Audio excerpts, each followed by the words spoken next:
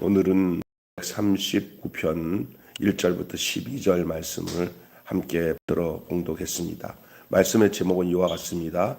한계가 없는 하나님의 사랑. 하나님의 사랑은 한계가 없다, 그 말입니다. 그래서 오늘 아침에 한번 따라서 할까요? 한계가 없는 하나님의 사랑. 없는 하나님의 사랑. 시작. 한계가 없는 하나님의 사랑. 뭐 설교 제목만이라도 외워도 굉장히 도움이 돼요. 그래서 중심적인 그 메시지를 제목을 통해서 잡을 수가 있기 때문에 굉장히 유리합니다. 그래서 따라서 하게 한 게 그런 이유로 따라서 하는 거예요. 한계가 없는 하나님의 사랑. 볼살피는 하나님의 사랑을 무엇으로 인식하고 있습니까? 여러분 하나님이 여러분을 사랑하십니다 하면 감사합니다. 맞아요. 하나님이 나를 사랑하세요. 그리고 그것을 정말 느끼고 있는지, 하나님이 사랑하는지 안 사랑하는지 난 모르겠어. 그럴 수도 있어요. 그런데 누구든지 어떤 사람이든지 예수를 안 믿는 사람들도 하나님이 여러분을 당신을 사랑하셔요. 그러면 아이고 그냥 고맙습니다 하든지 어쩔 줄 몰라 하는 사람도 있고 그래요. 하나님이 권사님 사랑하십니다. 그러면 좋죠? 예, 하나님이 사랑해요. 이 세상에서 부모 사랑 받아도 그 부모 사랑 때문에 자녀들이 안정감을 느끼고 어머니 생전에 나를 사랑해 주셨던 어머니 기억하고 살잖아요. 저도 그래요.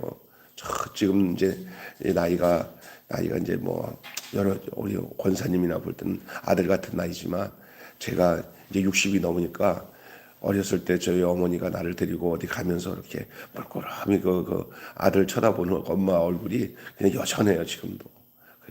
참 인자한 엄마의 얼굴, 그런 것 많이 생각이 나잖아요. 사랑이잖아요. 사랑은 흘러가는 거거든요. 또 부부간도 그렇고 자녀를 바라보는 게 또 그렇고. 근데 최고 사랑은 누구냐? 하나님입니다. 그럼 하나님 사랑은 어떤가? 오늘 이 시인이 하나님의 사랑을 표현하고 있는 걸 오늘 같이 아침에 좀 나눠보려고 해요. 그래서 보살피는 하나님의 사랑을 우리가 무엇으로 인식할 수 있는지를 생각하는 그냥 아침이 되기를 바랍니다. 주님을 가까이에서 따랐던 제자 중에 큰 제자가 바로 베드로 아닙니까? 이 베드로는 스스로 다 안다고 생각했지만 그래서 막 호언장담하고 맹세를 해요. 다른 사람은 다 주를 버릴지라도 나는 안 버린다고 막 떵떵거렸어요. 그러나 그런 주님 말씀대로 네가 닭 울기 전에 3번 나를 부인하리라 하셨어요. 그대로 그냥 주님은 다 알고 계셨어요. 베드로가 배신할 줄, 베드로가 나 주를 모른다고 저주하면서 배신할 걸 주님은 다 아시고, 그래도 주님은 그를 사랑하시죠. 주님을 배신하고 저주할 줄은 자기는 몰랐어요. 자기는 상황이 닥쳐봐야지 아는 문제가 우리예요. 그러나 우리 하나님은 우리가 어떨지를 다 아셔요. 우리가 하나님을 배신할 수도 있고, 우리가 하나님 앞에서 믿음 없는 행동을 할 수도 있고, 우리가 죄된 삶을 살고 넘어져서 믿음의 삶에서 실족될 그런 경우도 나타날 걸 다 알고 계셔. 그래 주님은 다 알고 계신다는 사실을 이 베드로는 몰랐죠. 그러니까 그냥 호언장담한 거죠. 다른 사람은 다 버릴지언정 나는 주를 버리지 않겠다고. 그것까지 예수님은 알고 계셨어요. 여전히 그래도 사랑하셨어요. 약점을 알면서도 사랑하셨어요. 여러분 신앙생활할 때 완벽주의에 빠져가지고 자기가 하나님 말씀대로 살지 못하고 완전한 삶이 어디 있어요. 그냥 자녀들 앞에 완벽하게 하다가 이 부모들 중에 자기가 실수해서 이율배반적인 행동할 때는 막 겸연쩍어서 어쩔 줄 몰라 하잖아요. 그럴 필요 없어요. 왜냐? 사람은 완전하지 않아요. 완전하지 않기 때문에 하나님을 신뢰하고 하나님을 의지하고 하나님의 사랑을 받고 살아간다는 거, 그거 보여주면 돼요. 믿습니까? 자녀들 앞에나 교인들 앞에서 제가 완전해지려고 하지 않습니다. 그건 개인적으로 그런 노력은 필요하겠지만 그것을 가지고 되지 않습니다.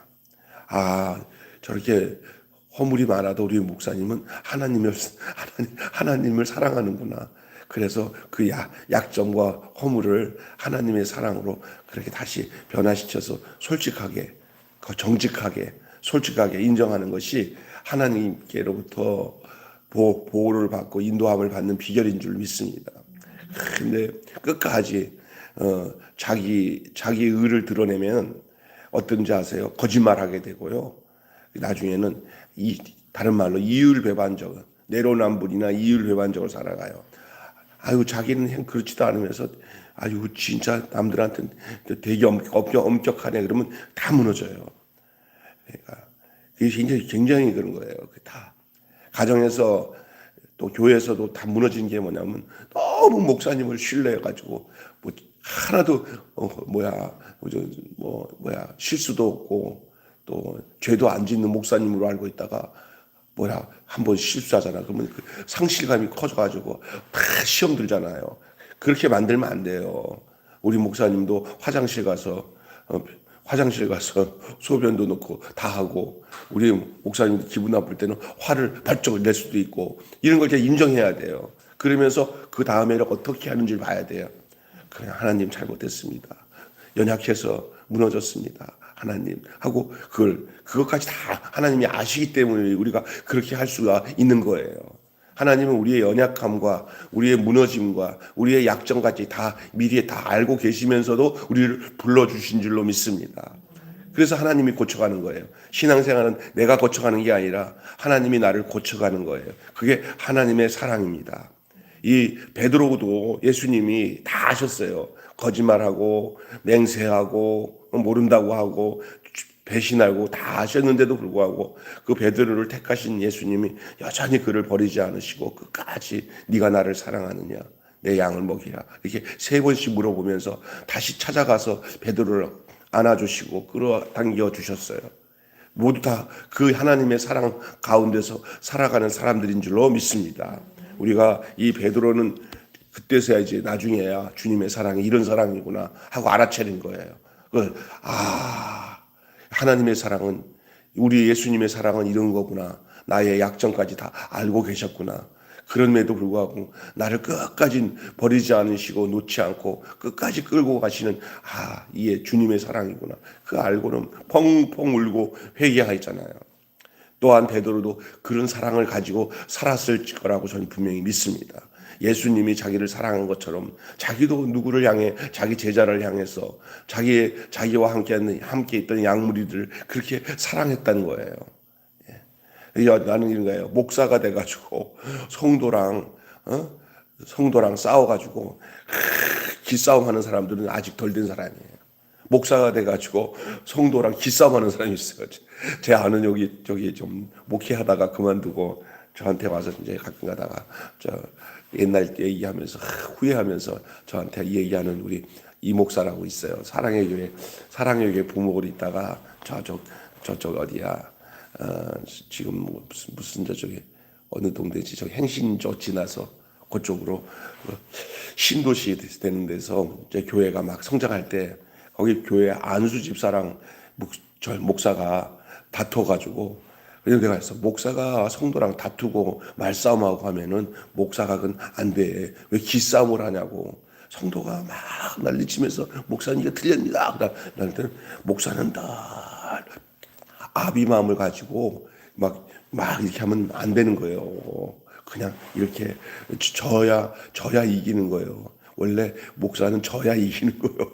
목사가 다 이겨먹으면 너 잘났다 하고 성도들이 다 똘똘 뭉쳐갖고 나중에 목사 쫓아내.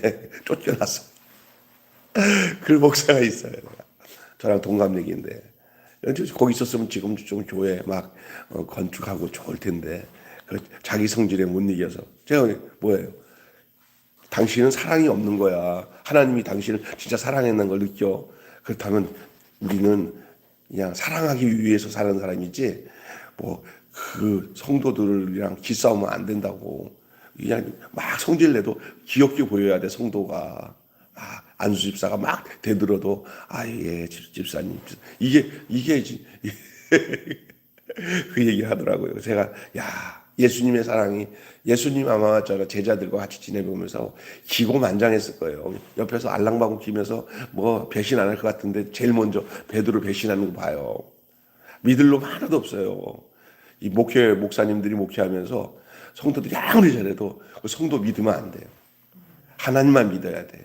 성도는 믿을 대상이 아니라 사랑할 대상이고 용서해 줄 대상인 줄 믿습니다. 용서만 해야 돼. 근데 우리도 가보면 어떨 때는 사람인지라 용서가 안 되는 그런 행동을 하게 되면 막 힘들잖아요. 그때 이거 생각해야 돼. 예수님은 얼마나 속이 뒤집어졌을까. 그래도 끌어안고는 네가 나를 사랑하느냐, 내 양을 먹이라. 그래요. 못난 사람을 불러서 사랑을 확인하고 그 모든 걸 위임하잖아요. 믿지 못하는 거예요. 대부분. 근데 믿어야 돼. 그게 사랑이야. 예수님마저도 베드로를 믿고 맡겼어요. 그게 사랑이에요. 두 번째는요. 첫 번째 이제 이 사랑의 내용의 첫째가 따라서 합시다. 진지하셨다. 하나님의 사랑을 얘기하는 거예요. 이 시편 기자가 다윗이 만난 하나님의 사랑의 내용이 진지한 사랑이에요. 진지. 아름다움은 보는 이의 눈에 있습니다. 아름다움은 보는 눈에 있습니다. 보는 사람이 어떠냐에 따라서 그것이 아름다울 수도 있고 안 아름다울 수도 있어요. 그러니까 눈이 아름다워진 사람은 모든 게 다 아름다워. 내 눈의 성향이 다 아름답게 보이는 사람은 뭐든지 아름다워요. 할렐루야. 그런데 이 보는 눈이 잘못된 사람은 모든 것이 다 삐딱하게 보여요. 다 안 아름다워. 그래서 입에서 나올 때마다 다 불평하면서 남의 약점만 잡고 자기 중심적으로 바라보니까 다 불편해 보이는 거예요. 그건 아름다운 눈이 아닙니다. 대상을 아름답다고 여기면 모든 것이 다 아름답다고 보이는 거예요. 할렐루야. 여러분 눈이 아름다워지기를 바랍니다. 그래서 심지어 약점이나 불편한 점도 내가 볼 때는 내가 저 사람을 위해서 내가 도움을 줘야 할 모습으로 보이면서 그것마저도 아름다워야 돼. 아니, 생각해 보세요. 할머니가 새끼를, 손주 새끼를 키우면서 어느 날 애가 쪼게 갖다 내기가 똥을 쌌는데 똥이 이렇게 빙빙 돌아가면서 황금똥을 탁 놓으면서 이렇게 이쁜 거야. 어머나, 똥 봐라. 우리 손주 똥이 이렇게 이쁘네. 해가지고 셀카를 딱 찍어갖고 올리기를. 똥이 이쁘다고. 똥이 이렇게 사진에서 나오는 거 이쁜 똥 있잖아요. 그 똥이 나오는 거예요. 그 똥이 이쁘다고. 이게 더럽지가 않은 거예요. 모든 게 아름다운 거예요. 그 손주가 아름다우니까. 근데 그게 뭐냐? 그 할머니 안에 풍성한 사랑이 그렇게 보이는 거예요. 우리에게 하나님의 영이 임해서 그런 마음이 있으면 세상이 다 아름다워요. 할렐루야. 다 아름다워요. 이 은혜를 받았던 모든 성령 받았던 사람들의 특징이 뭔지 아십니까? 눈이 아름다워지는 거예요. 그러다 보니까 모든 지나가는 새들도 다 자기한테 무슨 말을 하는 것처럼 다 들린다는 거예요. 그래서 심지어 참새랑도 대화를 나눈다 하는 말을 하더라고요. 하나님이 준 피조물에. 이게 아름다워요. 이게 사랑으로, 그게 하나님의 사랑이에요. 여러분, 현재뿐만 아니라 과거, 미래, 처음과 나중까지 우리를 향하신 계획부터 완성될 모습까지 우리는 이걸 기억해야 해요. 그것이 저자이자 성취자로서 믿는다고 히브리서 12장에 말하고 있는 거예요. 히브리서 12장에 나오면 이 말이 나와요. 이전부터 지금까지 모든 것을 하나님의 계획 가운데 있는 것을 발견하게 되면은 아름다울 수밖에 없는 거예요. 이게 믿음이에요, 믿음. 이 믿음의 선진들은 이로써 우리에게 증거를 했다는 거예요. 그 모든 증인들이 있다. 그 증인들, 그 11장에 믿음으로 해잖아. 그 증인들이 그래서 우리가 믿음의 주여 우리를 온전케 하신 누구를 바라봐야 돼요. 그리스도를 바라보라고 했어요. 이게 전지하신 거예요. 사랑에는 전지함이 있어요. 처음서부터 끝까지를 다 볼 수 있는 눈이 열리고 그 모든 것을 아름답게 볼 수 있는 그런 시각이 열리는 것이 사랑입니다. 이게 하나님의 사랑이에요. 두 번째는요, 무소부재예요. 이거 다 지금 하나님은 어떤 분이신가를 우리가 공부하고 있는 것. 따로 이렇게 신학 공부를 할 때 신론을 공부할 때 하나님은 이런 분이다 이런 분이다 이렇게 공부할 필요 없어요. 이 시편의 내용에 다 돼 있어요. 첫째는 하나님은 전지하신 거. 하나님은 안 보이시는 게 없어요. 다 본다는 거예요.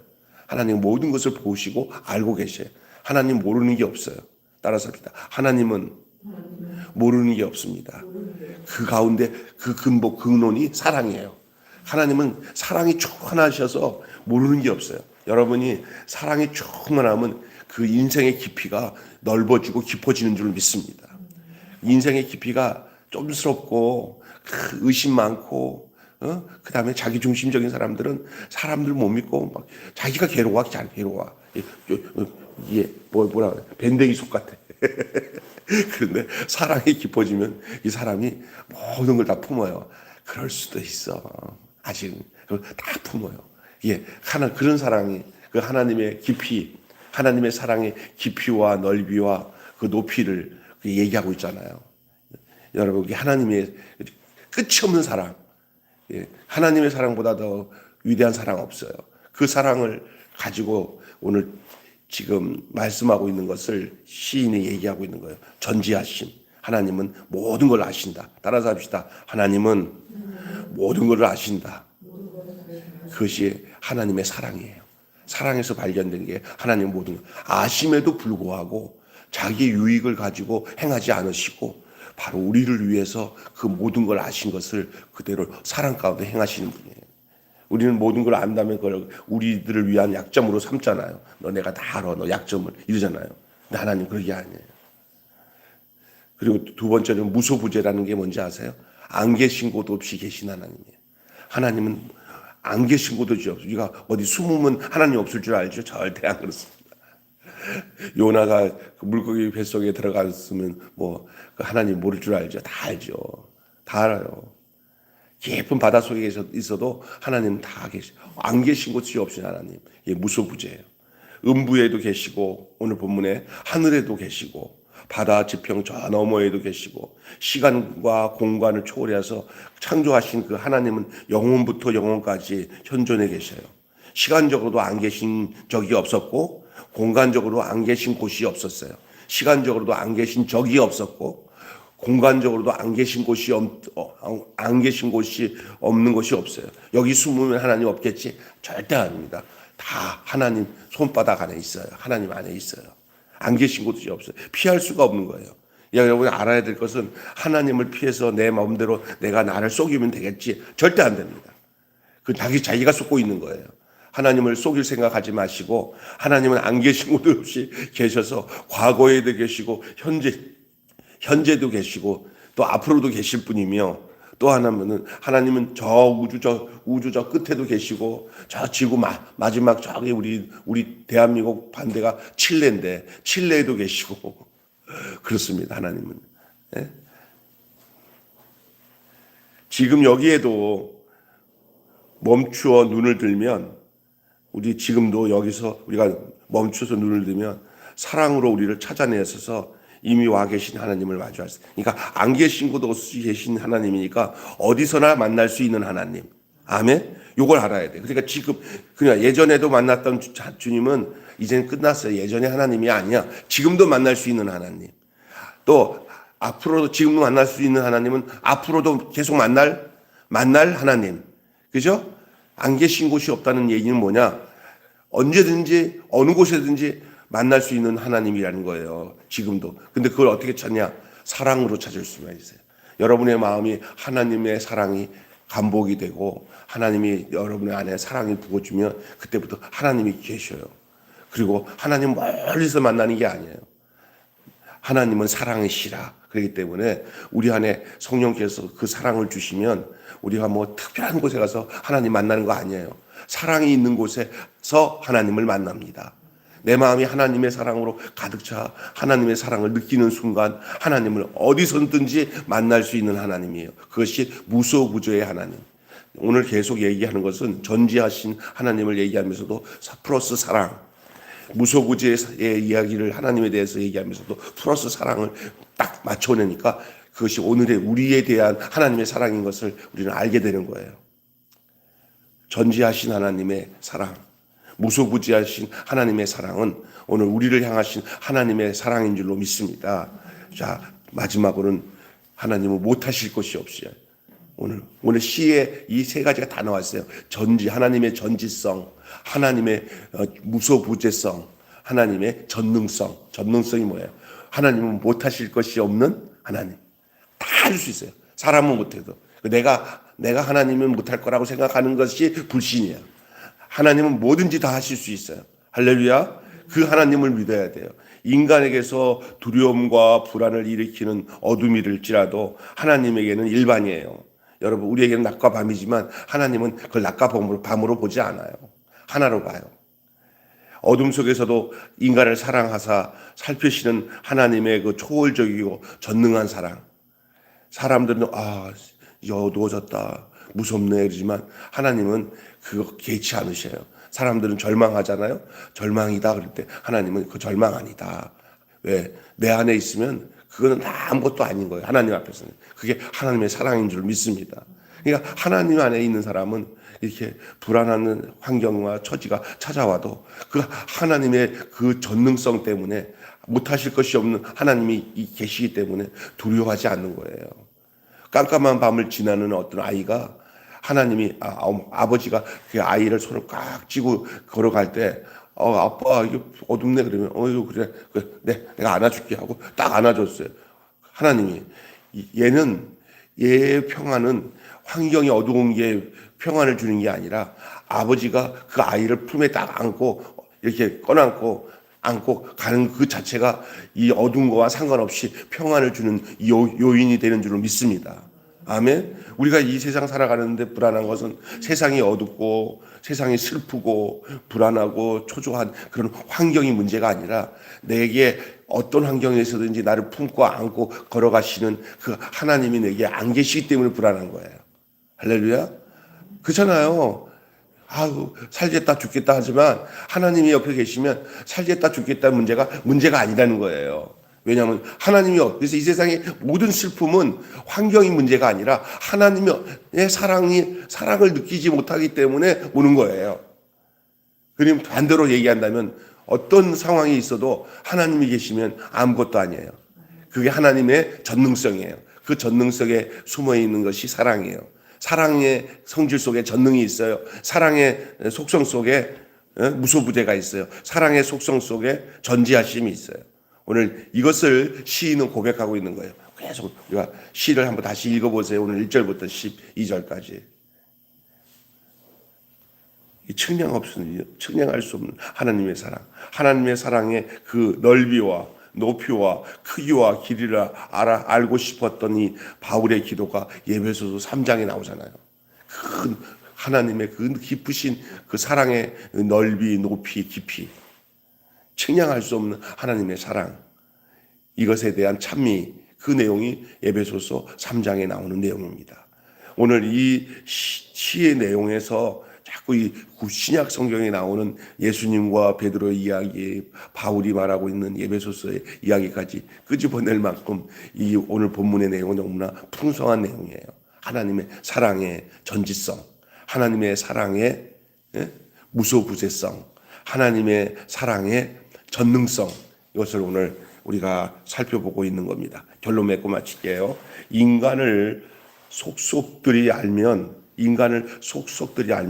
사랑하지 않을 이유가 많아요. 이래서 사랑하지 못할 조건들이 많아요. 인간들 속속을 다 알면은요. 저 끝까지 거짓말하는 거 봐. 저 야비한 사람. 저런 사람은 진짜 누가 품어줘? 왠지 우리가 근데 딱 생각해보면 내가 알고 있는 그 인간의 속성은 약간의 겉에 거예요. 하나님은 그보다 더 악한 부분도 알고 계실 수도 있고 아니면 우리가 잘못 알고 있는 것을 겉에 것을 알고 있는 것을 넌 몰라서 그래. 그 사람 속 깊이 들어가면 그런 사람 아니야. 하나님이 그럴 수도 있는 거예요. 그건 내가 결정할 수 있는 게 아니에요. 그러니 인간을 속속이 알면 알수록 우리가 사랑하지 않을 이유가 더 많겠습니까? 적겠습니까? 사람의 속을 알면 알수록 사람은 더 실망하는 거예요. 그래서 결혼하기 전에는 저 남자, 저 여자 정말 좋겠다 하는데 같이 살다 보니까 이게 진짜 이런 못된 인간을 내가 어떻게 선택해가지고 같이 살았는지 그런 생각을 듣잖아요. 왜? 가까이 하다 보니까 아는 게 많아지니까. 우리 집사람을 두고 하는 얘기는 아닙니다. 저를 두고 하는 얘기도 아니고. 근데 사실은 사람을 가까이 하면은 아유 멀리 있을 때 좋은데 가까이 오니까 진짜 꿀이네 나네. 아유 저렇게 이율배반적이야. 어떻게 저렇게 거짓말하면서도 천연덕스러워. 이런 게 한두 가지가 아니야. 사랑할 수 없는 인간들 많습니다. 이것이 가까이야. 인간은 냄새나게 돼 있어요. 인간은 냄새나게 돼 있어요. 그 바람에 사랑하기를 멈추는 관계가 부지기수예요. 부지기수. 심지어 부모와 자녀 관계도 어떤 찰나에는 이런 상황에 도달하는 사람들 많습니다. 이건 그건 더 나아가서 부부 관계는 뭐냐, 도장 하나 찍는 거 아주 쉽게 찍습니다. 다 알고도 사랑하신다는 그 하나님의 사랑과 우리와 얼마나 비교가 됩니까? 우리는 알면 알수록 멀어져요, 관계가. 그런데 하나님은 알면 알수록 더 문제가 될 만한데도 불구하고 그것을 하나님은 다 수용하세요. 이거 이해해야 돼요. 이게 하나님의 사랑이네요. 근데 이걸 모르고 그냥 우리는 하나님을 나의 수준으로 생각하는 거예요. 우리 수준으로. 그래가지고 그냥 사람을 마음대로 공격하고 막 죄짓고 살면서 하나님, 내 입장을 보면 하나님도 마찬가지일 거예요. 아주 떳떳하게 말한. 그럼 하나님이 야, 너는 좀 내 입장이 되면 안 되겠냐? 난 이런 사랑의 사람인데, 너는 고작 그런 사랑인데, 너 그 수준 가지고 나를 끌어당겨갖고, 내가 그런 것처럼 너가 그렇게 하면 되겠냐? 네가 나를 맞춰라. 내가 너를 맞추는 게 아니라 내 사랑에 맞춰라. 이렇게 얘기하면 할 말 없어요. 할렐루야. 근데 우리 인간은 가까이 갈수록 사람들을 사랑할 수 없는 게 우리 인간이에요. 그러니까 우리의 스타일로 사랑하며 살면 안 돼요. 하나님의 사랑이 우리에게 부어져서, 그래서 여러분 사랑의 원자탄 누구야, 손양호 목사님 같은 경우의 사랑도 그게 가능한 거예요. 누구도 어느 인간도 그렇게 할 수 있겠다 하는 것은 말을 못 하겠지만 하나님은 가능해요. 하나님의 사랑이 들어온 사람은 가능해요. 그래서 이렇게 인간 속을 알게 되면 이렇게 사랑이 멈춰지는 일이 한두 가지가 아니죠. 다 멈춰져요. 그러나 하나님의 사랑은 달라요. 거무나 검어도 아니 검어서 아름답다 하시는 하나님이세요. 어떨 때는 검에서 사랑스럽다, 검지 않아서 사랑스럽다. 하나님은 그런 어떤 딱 낙인을 찍어서 이거는 못 사랑하고 하지 않고, 하나님께서는 모든 것이 다 아름답다고 하시는 거예요. 아름답다고. 어디서든지 언제든지 사랑을 포기하지 않는 하나님이, 오늘 본문의 말씀이 그와 같아요. 여러분이 다시 한번 1절부터 12절을 오늘 말씀을 들은 것을 생각하고 한번 시간 날 때 다시 한번 오늘 본문을 읽어보시면 도움이 될 거라고 믿습니다. 자, 그렇다면 한마디로 무궁하고 무한하신 하나님의 사랑 앞에 숨을 곳이 없다. 또 숨을 이유도 없다. 이렇게 한번 외워보십시다. 무궁하고 무한하신 하나님 사랑 앞에. 시작. 무궁하고 무한하신 하나님의 사랑 앞에. 여기까지만. 시작. 무궁하고 무한하신 하나님의 사랑 앞에. 자, 이제 두 번째입니다. 숨을 곳이 없다. 숨을 이유도 없다. 시작. 숨을 곳이 없다. 숨을 이유도 없다. 그럼 쭉 이어서 무궁하고 무한하신 하나님 사랑 앞에 숨을 곳도 없고 숨을 이유도 없다. 여기까지 외울 수 있겠죠. 자, 내가 한번 해볼게요. 무궁하고 무한하신 하나님 사랑 앞에 숨을 곳도 없고 숨을 이유도 없다. 아멘. 시작. 무궁하고 무한하신 하나님의 사랑 앞에 숨을 곳이 없다. 숨을 이유도 없다. 기도하겠습니다.